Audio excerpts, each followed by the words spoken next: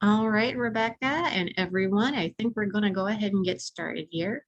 Good morning and welcome to the St. Louis Public Library's partnership with the Better Business Bureau, protecting yourself in a digital world, even if you think you don't live there. I am really excited about this. Presenting today is Miss Rebecca Phoenix from the Better Business Bureau. Rebecca is an investigator as well as wearer of many other hats, but I will let her tell you about all of those here in just a moment. Please keep your microphones on mute so we don't get any weird feedback as the program progresses. But also, if you have any questions that come up, please feel free to use the chat feature, type them in, and at the end of the program, we'll try to get to as many as we possibly can. So, Ms. Rebecca Phoenix, take it away. Great. Thank you, Erica. Well, it's a pleasure to be here and sharing this information with you because a lot of us, deal with things related to the digital world that we really wish we didn't have to. But the reality of it is that we live in the kind of world where if we want to engage with commerce, with businesses, with each other, we need to be part of it. And there's some things that we can do that are very helpful in protecting us. And some of it is just education about what is a threat and what is not a threat. So that's what we're going to talk about, some simple things that we can do, but hopefully you'll take away something that you just didn't realize or didn't know before about how things work in the digital world. So I am... There we go. I'm going to talk a little bit about Better Business Bureau and why we're even involved in this. And one of the biggest reasons is that this specifically relates to our mission, which is to be the leader in advancing marketplace trust. So we're not new to this game. We've been around since 1912. But the things that we do at Better Business Bureau have continued to evolve, just like the people who are kind of the bad guys in the business world have also evolved. So what I will do is share some of those services that we do specifically from our Better Business Bureau here in St. Louis that help you. One of those things is to provide information about businesses so you can tell who the good guys are, so to speak. So we provide business profiles that tell you what we know about the business, and it also tells you what other consumers are telling us. So by that I mean things like reviews, which is where people share their experience, both positive and negative or neutral with a particular business. And you see that at other places too. But we also provide dispute resolution. And so that's what we would kind of refer to as a complaint. It's a situation where you've had an interaction with the business, you tried to resolve it because things didn't quite go the way that you had hoped or planned, or you didn't get the product that you needed. And you found that the business wasn't being responsive. So that's where Better Business Bureau can get involved and help facilitate that process to bring about a resolution, which is often, money back or some kind of a situation where you feel like the problem's been taken care of. We're also out there checking advertising for you. So we monitor advertising claims, which is kind of how Better Business Bureau got started as an organization that helped to create standards for advertising. So we are looking at the advertising that's going on out in the marketplace, and particularly in our service area, and which is the St. Louis area and part of Southern Illinois and Southwest Missouri, the lower part of Missouri. And in that service area, if there's advertising going on that's questionable, we'll take a look at it, contact that business and ask them to take a look at their practices there. We also give you information about charities. So if you're thinking about donating money, but you're really kind of concerned about where does that money go, we have information on charities that meet 20 BBB standards for that charity to be accredited. So you know that they've been checked out before, but we can also provide information about other charities. We can also provide you ongoing information through our consumer e-newsletter. So we tell you things that we consider to be kind of relevant tips for the week. And we also let you know about investigations and warnings going on that Better Business Bureau is doing. So you can sign up for our e-newsletter, keep up with those. But if you also watch television or are connected with social media, we try to get the word out there as well about the investigations and warnings that we are looking at. And by that, I mean F-rated businesses that Better Business Bureau has tried to work with to have them address issues that consumers have brought to our attention, but they are not responsive to that, and so we issue a warning about them. We also do local research in the marketplace here and share that, often one question opinion polls, and you can take advantage of by participating in that if you're sign up for the consumer e-newsletter. We do surveys, again, that pertain to things going on in our area and share that information back out with the community. And then the last couple of things, in particular of interest for today's presentation, we'll talk about some scams that target businesses and consumers in our area, as well as community outreach, which is what we consider this presentation to be. So those are all free services that Better Business Bureau provides to the public.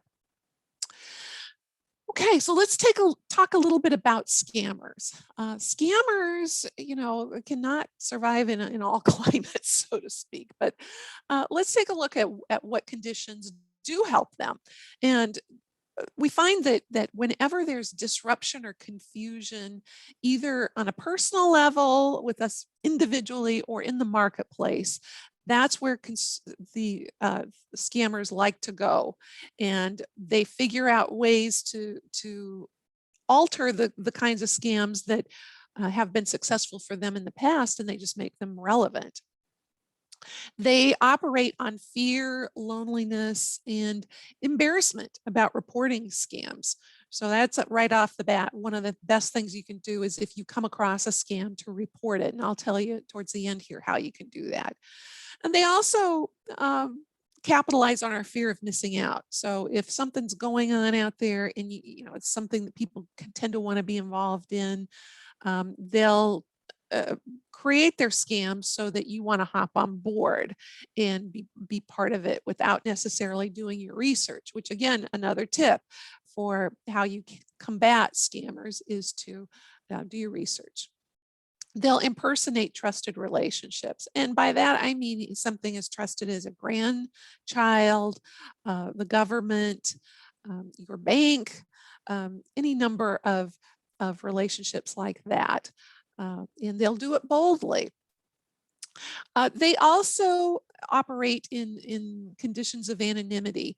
And that's really what the internet and in our global economy provides to them. They can operate from other parts of the world and be very untraceable, or they know how difficult it is for law enforcement officials to find them across borders. And so they use that. They also capitalize on our unfamiliarity with technology. So that's why, they can create pop-ups and things like that that look like you're having a problem with your device when really you are not. It's a scam, but they can make it look very official. And then untraceable payment methods. They can figure out ways to make buying a gift card sound like a legitimate form of payment. But they won't do it overtly. It's usually that they'll try to take your credit card information and that didn't work. And then they'll say that this is a way that they found that's pretty easy. They'll also use wire transfer. All of those ways are pretty much like you handing cash over to somebody. Once it's out of your hands, it's into theirs. It's pretty hard to get back. So all of those items just happen to be kind of where we're finding ourselves now, particularly in the time of COVID. There's a lot of this stuff going on and scammers are right out there on top of it. And if you're not on top of what they're doing, you become an easier target for them. So that's what we're going to try to do, is to shine some light on those situations so you don't become a target for them.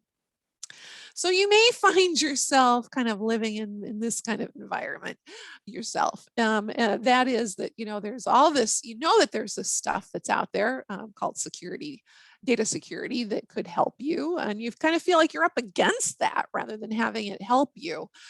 So it's all there. And then here we are over on the other side. And often, we're referred to as what is human error.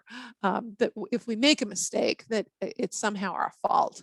And a lot of times it's not our fault. It's just that this is where we live, so to speak.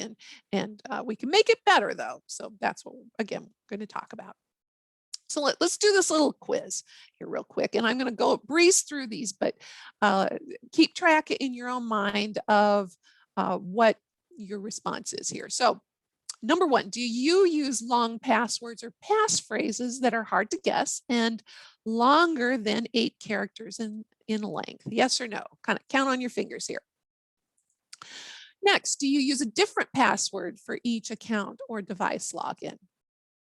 Third, when you change your passwords, do you create entirely new ones rather than changing one character or adding a number at the end, which is popular? Fourth, do you make sure that you recognize an incoming phone number before answering the call? 5, have you turned on 2-factor or multi-factor authentication on your accounts that allow it? And do you even know what that is? Do you use a passcode to unlock your computer or laptop every time you turn it on or after it goes to sleep for a short time? 7, have you installed and keep current security or malware protection software on your devices, including computers, phones, and tablets? All of them. Do you confirm the person who's sending it is legitimate before replying to an email or a text? 9, do you check website URLs to make sure you are on secure, legitimate pages? 10, we're almost done. Do you use a strong email password and clean out your inbox and trash regularly? 11, have you selected increased privacy and security settings on your accounts and apps? And last but not least, do you avoid posting information on social media, such as your home address, your birth date, or other info that could give answers to security questions? So hopefully you didn't run out of fingers there. Maybe you did, but here's the deal. If you answered yes to all of these, all 12, you are a cybersecurity pro, and yay for you. If you answered 10 or 11 of them, 12, then you're doing a pretty good job. Maybe you've got a thing or two here to maybe consider, and that's very doable. If you answered fewer than those, you could be a scammer's dream person. You could be a target because you're opening yourself up to situations that scammers are looking for. So this gives you a list of things that you should do in terms of making yourself just secure with your devices. And those are easy things to do, but they're very easy to ignore because we don't necessarily think that we are under threat. So we're going to talk about that. There are risks to avoiding these things. You can end up with a ruined reputation. And think about it. Have you ever sent an email that you regretted? What if your email was hacked and that became public? Those are threats that scammers will actually use against you and use those as threats. But it can happen. And theft. What if hackers got into your bank account information, your personal documents, and your money, so forth? Can you spare that? Most of us cannot spare to lose any of that. And just what about the whole violation? If you are under attack in some way, you can feel like a victim and you can kind of get on their lists on scammers' lists and continue to be harassed. And so just one time does not mean that it's over, and you can continue to feel that violation. And none of us need that, particularly in these times. So it's worth paying attention to this, because scammers, again, are out there, and they're after two things. They're after your money, and they're after your personal information, which leads them to your money. So how do they do that?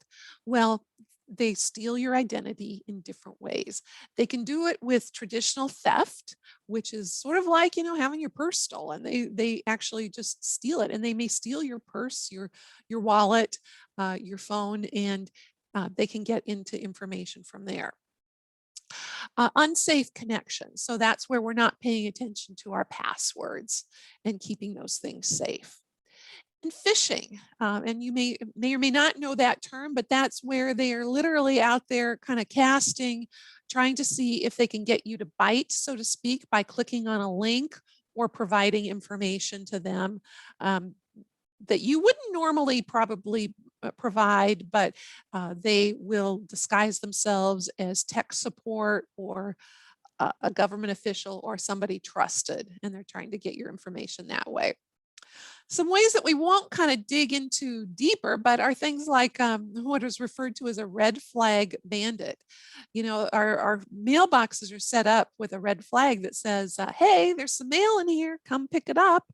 But that has also become a red flag for scammers who say, hey, there's something in here that's mail and it might be valuable information here, so I could come and pick it up. It's against the law for people to do that, but scammers don't abide by laws. So you want to watch out for doing that. Our friends at the U.S. Postal Inspector's Office say that they really recommend, if you have important mail, to take that to a post office, go inside and put that into the mail slot that's inside the post office. That's the safest place to mail things if you're using snail mail, as they call it. Another tool that scammers use are skimmers. And as you see in this picture here, that's a device that actually fits over a credit card slot, and it takes your information and reroutes that to the scammers. And then there are data breaches, and we will talk a bit about that, about how you can protect yourself from data breaches. There are also dumpster divers. So those are people who literally go through your trash, and they are looking for documents that would have information on it. So that's why it is important to shred your documents that have any kind of bit of information about you. You can also go to events throughout the community where they will shred that for you. So you can watch for that, because a lot of those happen in the fall. And then overall, just weak data protection. If you're not secure, if you provide your social security information or other information to people you don't know, then that is not very secure, obviously. So personal information, what do you do with it, and how do you keep it safe? We're going to talk specifically about the data breaches, about the insecure devices part, and then about the scams. So how much of a risk is a data breach for you? Well, here's some perspective for you. Your chances of getting struck by lightning is about 1 in, I think that's supposed to be close to 1 million. Dating a millionaire, you actually have a 1 in 220 chance of doing that. Experiencing a data breach, 1 in 4. So it's very likely that you will come across a data breach at some point in your life. So what can we do? Well, we can guard against these things and watch out for them, because this is how the thieves are going to use your data in one of these ways, most likely. They will use your existing credit card or debit card information just out there and buy stuff with it. They will commit tax or employment fraud with the information. We've just recently released a study on the whole employment fraud thing, and that is something that is is very scary if you're out there looking for a job right now, because you typically would provide information like your social security number, your bank information for direct deposit, and then that gives scammers directly and easily the information they need. They'll use it to obtain a new credit card, and they'll buy things and then ship things to other places to kind of launder that money, or they'll ship it overseas. They can use it to literally obtain a different identity. So they can create uh, a profile using bits of information and then obtain Social Security or Medicare medical benefits. They can use it gets more complicated, but they can set up utilities. They can buy and resell phones using your ID. They can open up a new bank account or a line of credit, get a car loan, and the ever popular other category, which is where we see a lot of scams also that have bits in there. Many of these things they'll do multiple times.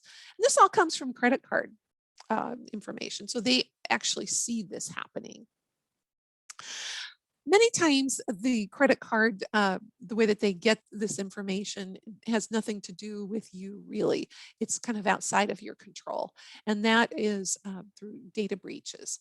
So they will get either credit card or debit card information. If it's credit card, you need to monitor your statements, monitor your credit score, and I'll talk about that in a moment. Report the fraud immediately. And that is not reporting the fraud if your credit card or debit card is involved. You can report that to BBB, but you need to report that to your credit card company immediately and to the police. Request a new card and keep all your receipts to prove purchases that you've made, particularly during that time.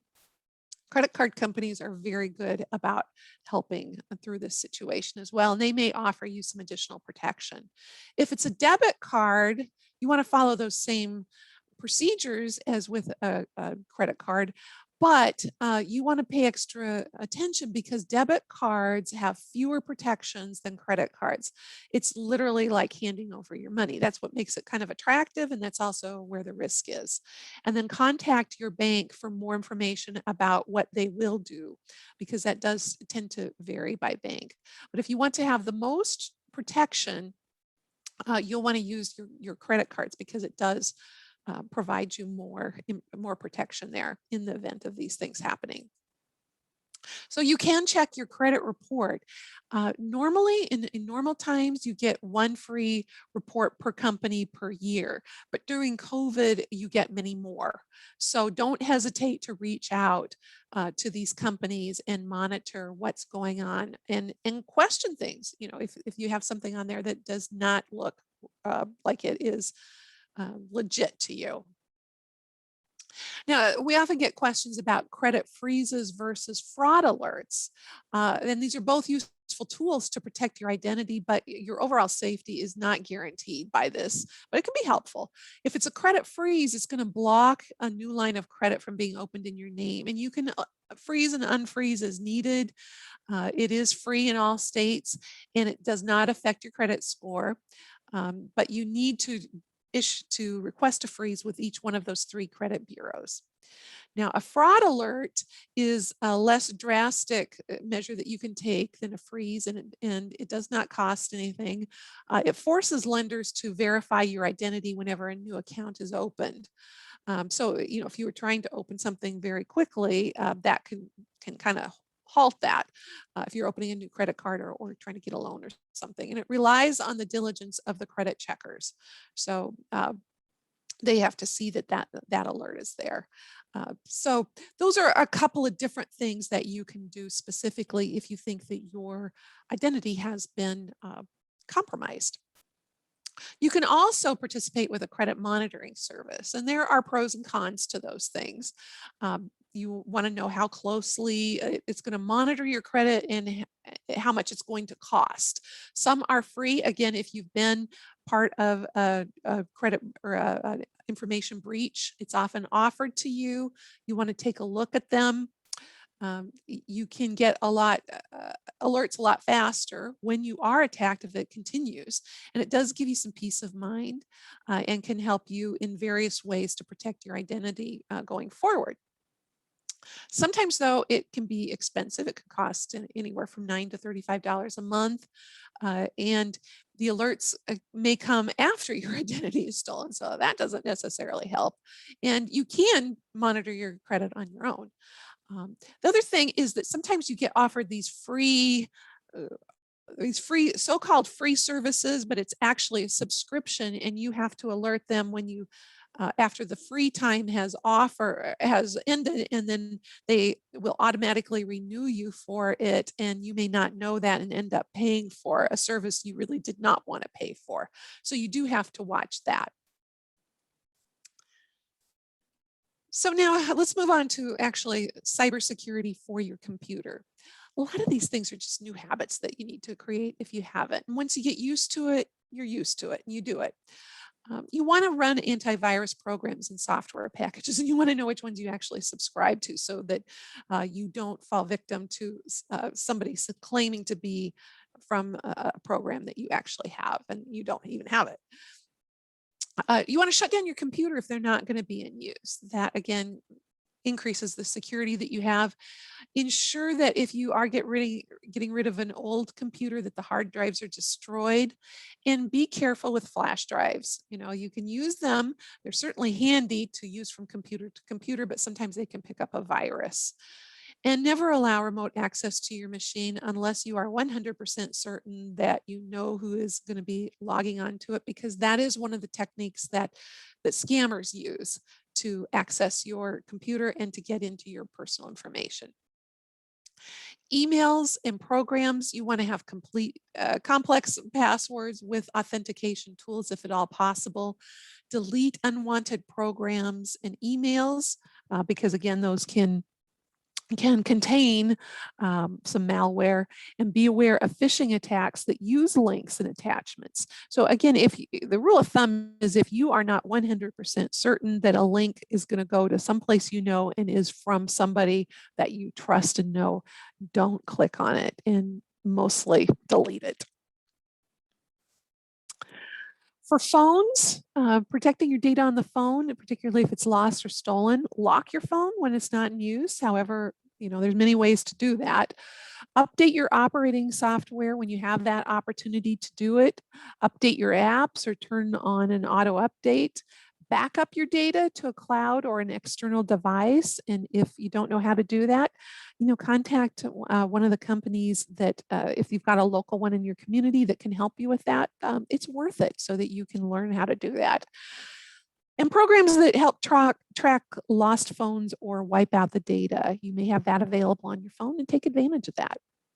And again, before you get rid of your phone, make sure you've removed the SIM card that stores the data, erase your contacts, disconnect your passwords from your accounts and access to devices.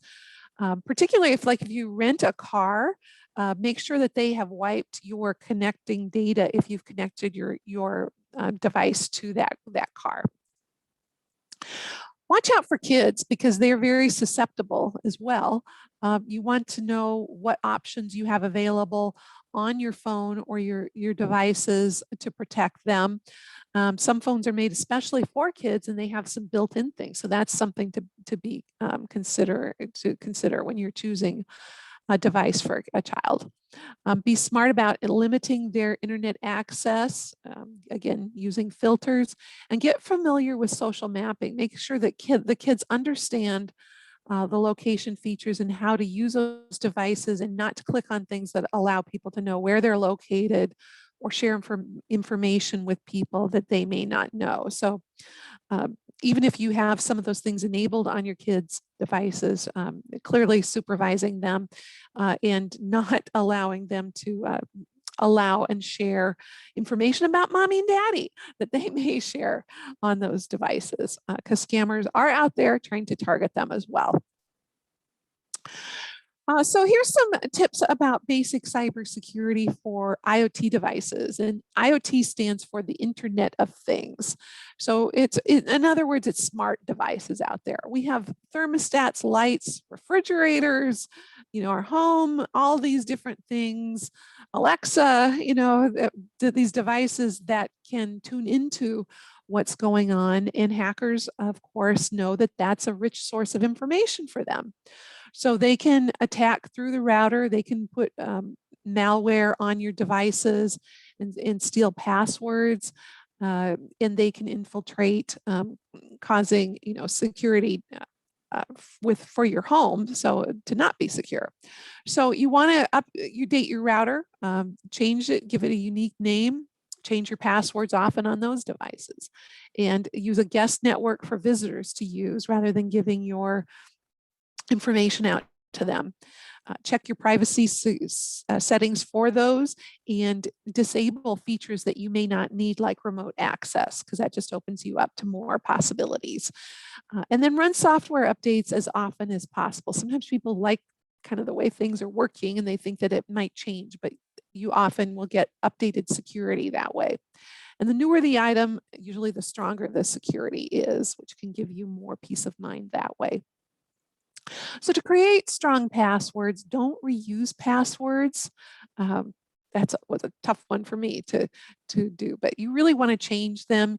Use the multi-factor authentication, and that usually involves sending a text to your phone or an email where you have to click on something to then say that, yes, this is me, or you get a code. There are many ways that they'll operate, but though that is really the current best practice is to use that. People often ask us about password manager services or apps. And, of course, it depends on those because those can be hacked, but it is probably better to use something like that as long as you can remember your one main password that's involved with that, because it will quickly change passwords for you if there's a breach. Do select security questions only things like mother's maiden name, the color of your first car. Those are very easy to find or to break. There's only so many colors. And also out there, again, spoiler alert here, but on social media, there are a lot of so-called games that you can play where it asks, share the color of your first car. Well, guess what? Those could be actually things that scammers are using and monitoring to get some of that information. And they collect all these bits of information to put together a profile for you that can get sold on the dark web. And I know that sounds like incredibly like something that would be on a TV show, but this is what they do for a living. So every little bit of information about you can be valuable to them. Make your passwords long, strong, and complex. So at least 12 characters, uppercase, lowercase, numbers, and symbols.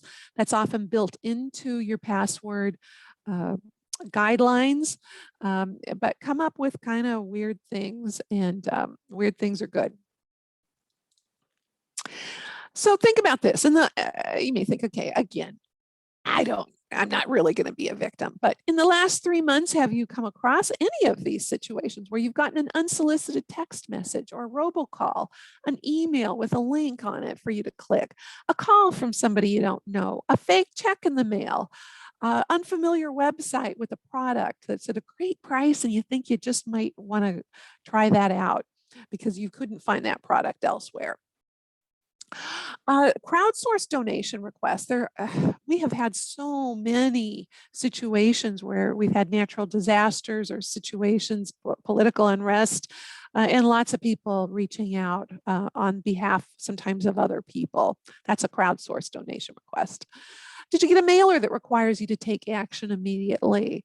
A social media quiz or some kind of an off-platform interaction where it could be a dating service where the person wants to go off that platform. Well, if you have any of those things, you are a possible target for a scammer. So here are some of those types of scams that we'll look at: tech support, phishing, social media, online shopping, and jobs. What information can they get from those situations that are valuable to them? Those credit card numbers, bank account information, your name, your address, phone number. And as I said, those can be available in a lot of places out there, but nothing is too small for them. Your passwords, clues to your passwords, your friends who they can also then start to infiltrate, and then seemingly insignificant tidbits that will help them to create that profile. So again, remember why they want to use this. They want to use it to steal your money, to sell that information, and to use it to scam others. And how do they do that? Well, online scams is a really easy way for them to collect credit card information. About 64% of the complaints that we get from consumers on BBB Scam Tracker involve some sort of online scam. We have seen a big increase during the pandemic because a lot more of us are shopping online. And we also hear a lot about this through these different sources like Facebook, Google, specific websites, Instagram. And about half of the people say that an online shipment tracking information that they received was fake. So in those situations where they thought they were going to get online shipping information, it was fake. So it gets that far and is that real that people actually place their orders, but then they never get a product. The number one complaint is about pets and pet supplies this year. And number two is vehicles and vehicle parts. And we'll look a little bit more at those.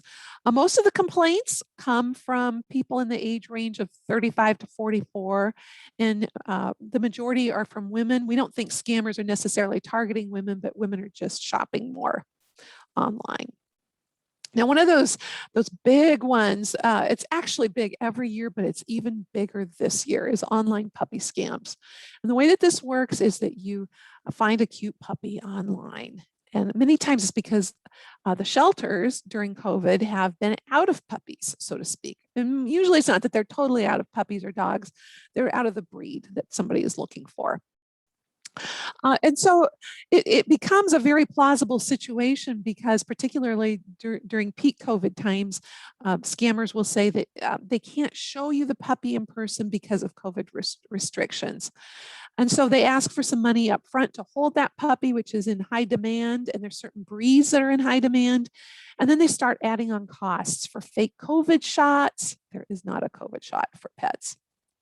And for insurance, which they keep finding additional reasons. As long as you'll keep paying, they'll find additional reasons to add on costs.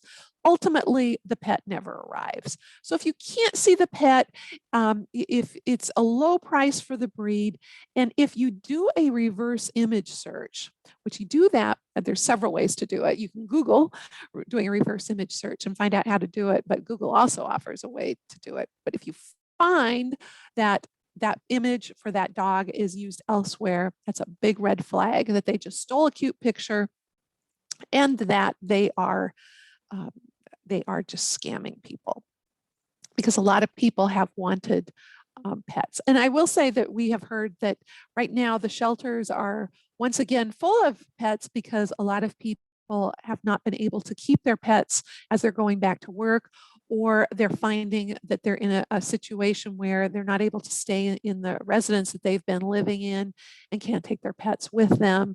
And so there's been an influx of pets at shelters. So that's a good place to look for them, or to hear of people looking for pets. That's a good place to go. Social media quizzes and surveys seems like it is not a big deal, but this is right out of this one that's right here is one of them where they literally were asking for all of the things that were security questions, and that was going around in 2020. Also, people saying, are you part of the class of 2020? Hashtag, put that in there. Don't do that, because that again gives information about you that can be useful to scammers. So they're trying to collect this personal information, and you don't want to do that. You also want to watch out for any friend requests or that kind of thing. And if you end up with friends you didn't think were necessarily your friends and they're there, that can be a sign that you've been hacked. And change your passwords because that again is once you've been hacked, that's how you can get unhacked, so to speak. Change your password. Loan and grant scams has been another one of these where it's an impersonation of some trusted person or somebody actually you don't trust, but you think you should be able to. And the scam is this, is that there's an ad or social media post or text message that promises a loan no matter what. Again, too good to be true, it probably is. They offer this grant often through friends of yours. They're somebody pretending to be a friend. So this is where, the situation of scammers being after your friends, that's because they're going to then use that information to solicit something from you, like a loan or a grant scam. So if it's some kind of a repayment situation, like with gift cards, wire transfer, cash apps, or debit cards, that's a big red flag. If the loan is promised regardless of your credit history, red flag. If they're charging big administrative fees or that you're having to pay things up front and that you are paying money for a so-called free grant, that's a red flag. If it's a payment that's requested to a particular individual and not a company, or if it's a scam company name, so check out the company, that it can be a red flag. And watch out for look-alike company names. They will often use those. It looks like it, but there may be a letter that's different, just a slight difference. So be very, very cautious with these. Job scams. A lot of people looking for work, as I mentioned earlier. And what they will do is, of course, what we do these days, go online and post a resume. Scammers are out there looking at those resumes as well, and they may contact people directly. Again, use the general thing of if it's too good to be true, it probably is, because they will contact you about a job that involves very little work, pays very highly. It could be something like a reshipping scam, as is noted here, where you do receive things in the mail and you're asked to reship those. It often goes to someplace overseas or to a new address. It's really money laundering. Because they're using stolen credit cards to buy this stuff that then gets sent to you to reship. So you're actually part of a scam and you could face jail time or fines. But they also will use fake checks. So they will send you a check and say, okay, I'm going to send you this $2,500 check. Keep $500 for your salary this week. And then I'd like for you to send the additional $2,000 to these other people for whatever reason. And they'll come up with good reasons. But again, anytime you're asked to cash a check and send the money on, it's a scam. What will happen is that the check will bounce. And then if you've sent that money on, you are responsible for that money. And we have heard, unfortunately, about a lot of these.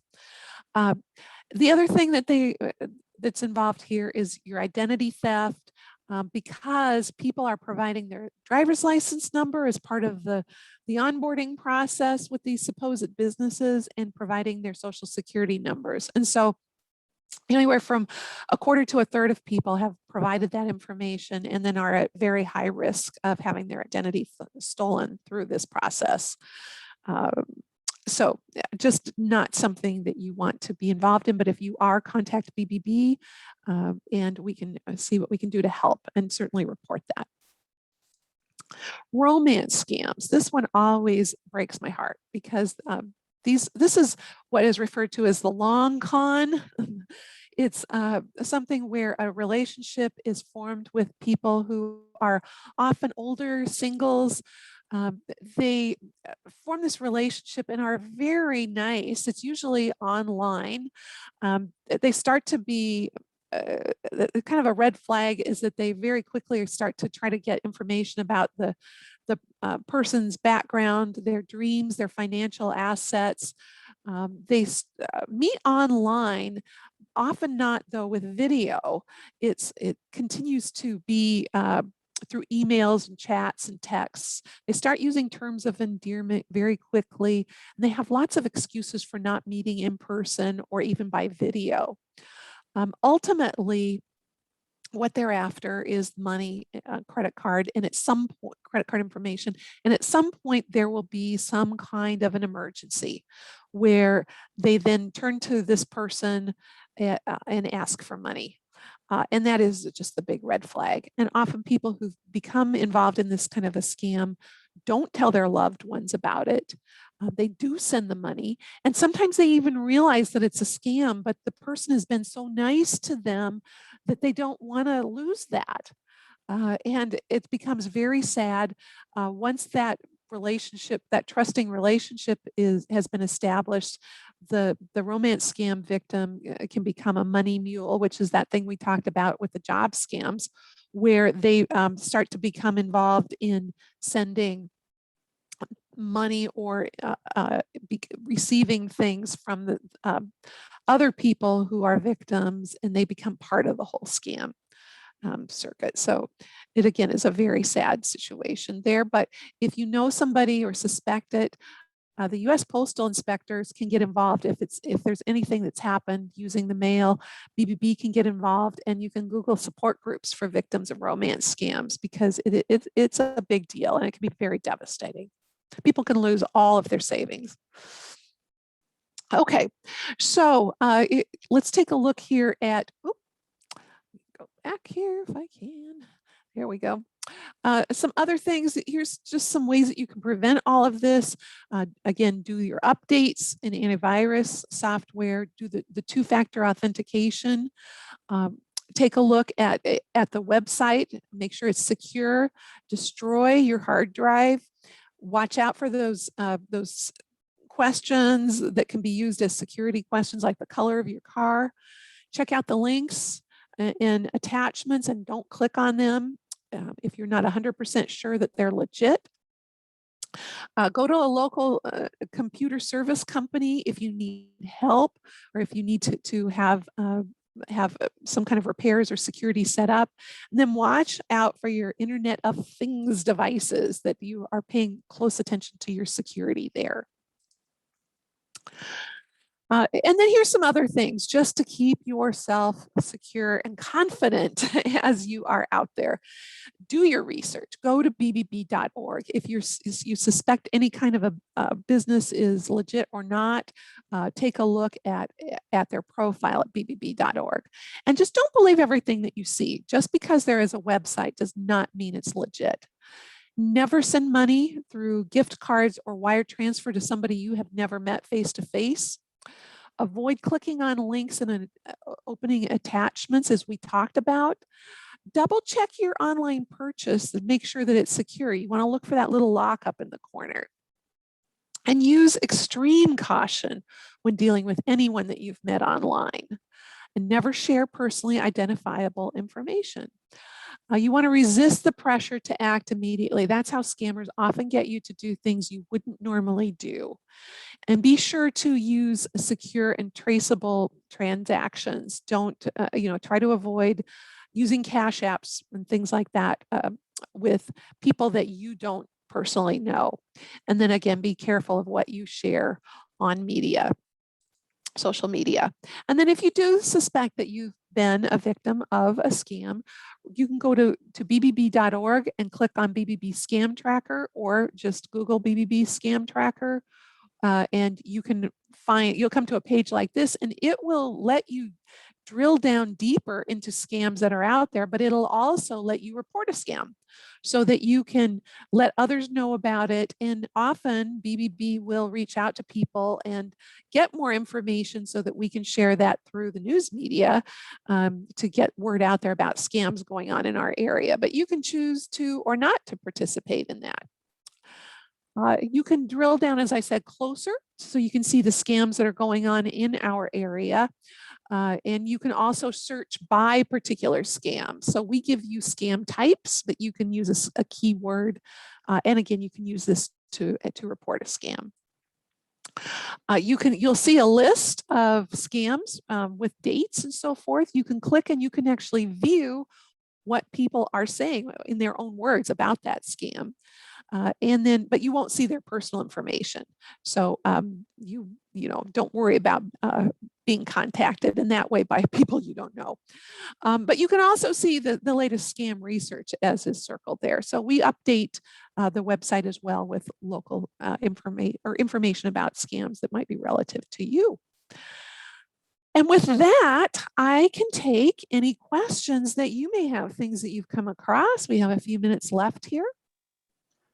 I have an interesting thing that happened to me. I write a blog and have a podcast about online romance scammers. I've had the blog for 5 years and the podcast I just started earlier this year. I took the library class for podcasting. Well, I see a lot of accounts that get duplicated. So I have a fake Instagram account. It is my picture, but I go by another name. A couple months ago, my daughter and I are driving in my car and she's poking through my phone and she finds somebody copied my Instagram account. And, so I, of course, reported it and they removed it right away. Well, a couple weeks ago, I thought, I better do a check again. And I found 3 people who duplicated my account. I reported it to Instagram and they have since disappeared. But that's another goofy thing that I never thought that would happen to me because here I write about it all the time, but it can even happen to me. Yeah. Really about the only difference is, Patsy, is that we're maybe more aware of those things, but all of us are targeted. We even get scam calls and so forth at Better Business Bureau, which I think is always hilarious. And I will call scammers back using Better Business Bureau phone, and they will still pick up and and all of that. But yeah, it's interesting that you mentioned the Instagram account. Specifically, there was a local restaurant that relied almost exclusively on Instagram for their business. And when they opened back up after COVID, immediately they were hacked, and somebody took over their Instagram account so they couldn't get information out to their followers there. And they shut it down. It was shut down, and then it was hacked again. And it really hurt their business because that's how they communicated with people. And the scammers were using their photographs, and they were just like, why? Why is somebody doing this to us? And sometimes it's just not always apparent why. The why isn't there. But what we do know is that there's a reason. Scammers are not out there doing it for no reason. This is how they make a living.